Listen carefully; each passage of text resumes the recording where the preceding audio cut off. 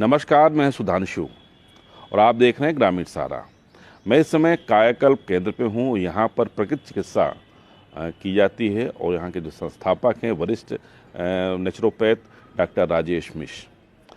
आज हम उनसे बात करेंगे कोलाइटिस यानी कि पेट की जो बीमारी होती है उसके संबंध में, इसके क्या कारण होते हैं और क्या निवारण इसके हों जो कोलाइटिस अगर जिसके है वो ठीक हो और लोगों के कोलाइटिस ना हो। हमारे साथ डॉक्टर साहब हैं इस समय मौजूद। डॉक्टर साहब, स्वागत है आपका। बहुत बहुत धन्यवाद। कोलाइटिस, आपका जो स्लोगन लिखा है पेट साफ रोग साफ, और ये कोलाइटिस ये क्या पूरा मामला है? बड़ा अच्छा विषय लेकर के आप आए। कोलाइटिस का पहले शाब्दिक अर्थ समझ लीजिए। कोलाइटिस तो हो गया, अंग्रेजी का शब्द हो गया। कोलाइटिस मतलब कोलन, बढ़ियात, और जिसमें टिस लग गया, कोलाइटिस, टिस मतलब उसमें सूजन, तो इसको कहा गया पेचिश, पुराना पेचिश कहा गया। जिसमें मल में लक्षण क्या होते हैं? मल में आंव आने लगती है, थोड़ा बहुत चिकना आ गया, सबको आज कभी कभार हो जाता है, लेकिन जब ज़्यादा आए, लोंदा ज़्यादा आंव निकलने लगे, कई बार जाना पड़े पाखाना शौच के लिए, व्यक्ति घंटों वहाँ बैठा रहे शौचालय में, ये हो गई कोलाइटिस। डिसेंट्री पहले होती, बाद में धीरे धीरे कई बार आंत में सूजन पैदा हो जाती। जब दिनों महीनों नहीं बरसों तक पेट ठीक तरीके से साफ नहीं होता, उसमें गैस बनती रहती है, तो आंत की रक्षा मूलक व्यवस्था है, वो अपनी रक्षा के लिए आंत में सूजन पैदा करती है। अगर सूजन न पैदा करे तो वहाँ पर ऐसी स्थिति पैदा हो सकती है कि आंत फट जाए। तो सूजन प्रकृति की ऐसी व्यवस्था, वहाँ पर आंत में सूजन पैदा कर दी, सूजन पैदा करके वहाँ पर एक्स्ट्रा म्यूकस पैदा कर दिया, श्लेष्मा पैदा कर दिया, तो मल वहाँ जाएगा तो म्यूकस उसकी रक्षा करती है आंत की, अपनी शरीर ऐसे रक्षा करता है एक चीज़। अब ये हो गई है, तो लक्षण सिम्टम्स हो गए। कारण क्या है ये भी मैंने बता दिया। दिनों महीनों बरसों तक खान पान ठीक नहीं रहता, मल क्रिया ठीक नहीं रहती, तो मल जब रुका रहता है, ठीक तरीके से पेट साफ नहीं होता, तो वहाँ के म्यूकस मेम्ब्रेन है उत्तेजित होती है, आंत उत्तेजित होती है, तो उसमें सूजन पैदा हो जाती है। ये लक्षण और कारण हो गए। बताए जी डॉक्टर साहब, अब ये इसका निवारण क्या है? अब इसमें मुख्य चीज़ देखनी है, मुँह में क्या डालें। अगर कोई कड़ी चीज़, चना भुना खा रहा है, मूंगफली दाने खा रहा है, रूखा सूखा ऐसा खा रहा है, तो वहाँ से जा कर के और ज़्यादा वहाँ रगड़ लगा के पैदा करेगा और ज़्यादा बढ़ती चली जाएगी। यही कोलाइटिस अल्सरेटिव कोलाइटिस में बदल जाती है। अल्सरेटिव कोलाइटिस में ब्लड भी आने लगता है रक्त के साथ में। ये बहुत वैसी अवस्था होती है। मैंने ऐसे केस देखे जिनकी पूरी आँत ही निकाल दी गई, यहाँ पर पार्ट डिब्बा लगा दिया गया, ऐसे केस देखे मैंने। तो कोलाइटिस हो गई है। वहीं पर सावधानी से पहले चीज़ है आहार, मुँह में क्या डाला जाए। एक बड़ी बात बता रहा हूँ सुधांशु कि मुंह में जब चीज़ आहार डाली जाए, आहार जो दिया जाएगा, डाला जाएगा, तो आहार ऐसा हो जिसका मल मुलायम बने, जो अंदर जाए, हमें तुष्टि भी दे। वो चीज़ खाएं जिसको आराम से पच जाए, सुपाच्य हो, और वहाँ पर आंत में कहीं प्रकार कोई छीजन, नारियल की झाड़ू रगड़ न लगा दे जा करके, चुपचाप वहाँ से निकले, ऐसा आहार उसमें प्रिस्क्राइब किया जाएगा। एक चीज़। दूसरी, ऐसा भी क्यों कमज़ोर भी हो जाता है। और दूसरी चीज़ है कि आंत में जो संचित श्लेष्मा है, म्यूकस है, उनको बाहर निकाला जाए। आंत जो नहीं निकाल पा रही है उसको निकाला जाए। उसके लिए वस्त्रकर्म होगा, एनीमा होगा। एनीमा कई तरीके से दिया जाता है, उसको वस्त्रकर्म भी कहा जाता है। कषाय वस्त्र देनी है, नीम के देनी है, छाछ का देना है, कई तरीके से प्रक्रिया एक चलती है। ये हुआ आंतों की संशोधन चिकित्सा, उसमें चलेगी। ऊपर से आहार में अब क्या दिया जाएगा? कुछ आहार ऐसे दिए जाएंगे जैसे कि केला बहुत अच्छा है। केला भी सुपक्व कदली फलम, जो अच्छी तरीके से पका है, मतलब कुछ सड़ा नहीं है लेकिन पका होना चाहिए। और केला भी थोड़ा कुछ नमक लगा के इसके साथ में खाएं। पुरानी इमली की चटनी इसमें बहुत फ़ायदा करती है। पुराने चावल कि जो है, पुराने चावल की खिचड़ी है, मूंग है, दाल है, बाकी लौकी, तुरई, ऐसी चीज़ें।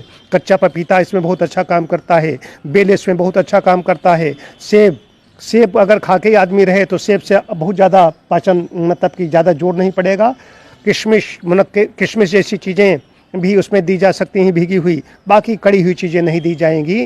रोटी भी दी जाएगी या दलिया दिया जा सकता है, ओट्स दिया जा सकता है। फिर कंडीशन कैसी है उस पर निर्भर करेगा। लेकिन मुख्य चीज़ है आहार जो भी सुपाच्य, देखने में भी सुपाच्य, देखने में भी मुलायम है, उसको मुंह में जो देर तक रखना है, जिससे सलाइवा लार ज़्यादा मिले, शरीर को ज़्यादा जोर न लगाना पड़े, पाचन जो पाकस्थली उसको ज़्यादा पचाने में ताकत न लगानी पड़े, श्रम न करना पड़े, सहज पच जाए, ऐसा आहार देना पड़ेगा। और साथ साथ में व्यायाम भी जरूरी है कि अत्यासन जो एक समय तक बैठे रहते हैं, ज़्यादा समय तक बैठे रहते हैं, उनको भी आंतों की गति स्लो हो जाती है।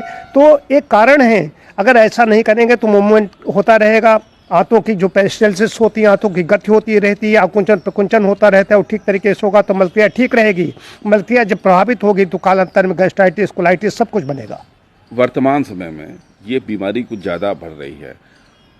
इस समय आदमी बाहर का भी जो फास्ट फूड इस समय बिक रहे हैं, बहुत चीज़ें, मोमोज है, कबाब पराठा है, या इस तरह की बहुत सी चीज़ें हैं जो बिक रही हैं और ज़्यादातर खुले में बिकती हैं। इनसे भी बहुत दुष्प्रभाव पड़ रहा है। इनसे ही पड़ रहा है, इनसे भी नहीं, इनसे ही पड़ रहा है। एक व्यक्ति घर का खाए तो ज़्यादा ठीक है, इनको खा करके कोई भी स्वस्थ नहीं रह सकता। इनको खाएगा डॉक्टरों के यहाँ खड़ा रहेगा। अगर डॉक्टरों के यहाँ बचना चाहता है तो अपने घर में माँ, बहन, बेटी, पत्नी के हाथ का बना हुआ खाएं, अपने आप पका करके खाएं, और वो खाएं। इस रोग में तो विशेष रूप से बता रहा हूँ, ऐसा आहार इतना सात्विक, इतना सुपाच्य कि पहले पकाया जाए। भोजन पकाने के वैज्ञानिक विद्वत मैंने बड़ा काम किया है, वैज्ञानिक ढंग से पकाया जाए और उसको पहले आँख में डाल के देखे। ये फार्मूला बता रहा हूँ, आँख में जो न लगे, अनुत्तेजक जिसमें नमक भी नहीं है, मिर्च भी नहीं है, इस तरीके से जो आँख में न लगे वो अंदर डाला जाए, तब आँख की रक्षा होगी, तब आँख ठीक होगी। नहीं तो बड़ी मुश्किल, मैं जानता हूँ कि जो भाषा इसमें चल रही modern medicine, once colitis always colitis, एक बार कोलाइटिस हो गई हमेशा के लिए हो गई तो फिर वो जाती नहीं है या फिर नेचुरोपैथी में जाएगी। ये बच्चे हैं तो मैंने देखा है कि बच्चे बहुत देर बैठे रहते हैं शौचालय में, और या उनको शौच क्रिया ठीक से नहीं होती, बार बार जाना पड़ता है। ये क्या है, या बहुत टाइट होता है? हाँ, तो या तो कॉन्स्टिपेशन है, बहुत देर तक इसलिए बैठे रहते हैं। दूसरी चीज़, बच्चे दोषी नहीं, उनके माता पिता दोषी हैं। मैं इसको माता पिता को दोषी मानता हूँ। मलक्रिया इसलिए ठीक नहीं होती, बच्चे जब इच्छा होती है तब शौच के लिए जाते हैं, जब इच्छा होती है तब खाते हैं। छोटे छोटे बच्चे हमारे यहाँ आते हैं, 3-3 साल के बच्चे, इनको मलक्रिया नहीं ठीक तरीके से संपन्न हो रही। उसका कारण क्या है कि माँ कहती नहीं हो तो कहती जब इनकी इच्छा हो जाए, उसको ज्ञान नहीं। बच्चे को निश्चित समय पर खाना पीना कुछ भी हो, लेकिन निश्चित सुबह उठते ही और शाम को 2 बार अगर खाना खा रहा है, जई बार खाना तई बार जाना का सिद्धांत है। सुबह उठते ही नहीं इच्छा हो रही, नहीं लग रही, तब भी खो जाओ, तब भी जाकर वहाँ पर बैठो। ये करना आना ही पड़ेगा। ये रिफ्लेक्स क्रियाएं हैं, आदत पर निर्भर करती हैं। अगर ऐसा करेंगे तो मलक्रिया शुरू से ही ठीक रहेगी। अब एक बार ये मामला बिगड़ जाता है तो बड़ी मुश्किल में ठीक होता है। डॉक्टर साहब, एक चीज़ और, आजकल घरों में यूरोपियन कमोड वो जो होता है शौचालय वो बना हुआ है, और किसी के यहाँ साधारण जो देशी होता है, इन दोनों में कौन सा बेहतर रहता है? हाँ, ये बड़ा अच्छी चीज़ पूछी। इसमें देशी अपना फिट है। देशी में जब बैठते हैं उकड़ू बैठ जाते हैं जी। उकड़ू बैठ जाते हैं। जैसे मान लीजिए मैं बैठा हूँ, मैं तो पैंट पहने हुए हूँ, जी, जी। अगर मान लीजिए ऐसे मैं बैठ गया, अब ये बैठ गया, तो इस पर जो ये आते हैं असेंडिंग कोलन और डिसेंडिंग कोलन, इस पर प्रेशर पड़ता है, मलक्रिया बहुत अच्छी साफ होती है। यही विधि है। कमोड प्रकृति ने तो बनाई नहीं, प्रकृति बनाया हो तो शरीर में कोई ऐसी व्यवस्था करती हो, यहीं पर ऐसे बैठ फिट हो जाता। भगवान ये कर सकते नहीं, 2 पीछे टांगे लगा देते, ऐसी वो बने नीचे गिर जाती, जो बैठते तो नीचे लग जाती। उन्होंने इतनी सब व्यवस्था बना सकते तो ये भी बना देते, कमोड की आवश्यकता नहीं है। तो ये थे हमारे साथ डॉक्टर राजेश मिश्र, जिन्होंने बताया कि ये कोलाइटिस है, उसका कारण क्या होता है, और क्या जो कोलाइटिस के मरीज हैं उनको क्या खान पान रहना चाहिए। उसके अलावा जो बच्चे हैं उनको परेशानी रहती है कि वो कई बार शौच जाते हैं, टाइट होती है शौच, तो वो क्या करें। तो कुल मिला के आप लोग ने ये समझा होगा कि किस तरह से खान पान अपना रखें, और मेरे ख्याल से प्रकृति से जुड़ें, और प्रकृति से जब जुड़ेंगे तो निश्चित तौर पर प्रकृति आपकी रक्षा करेगी।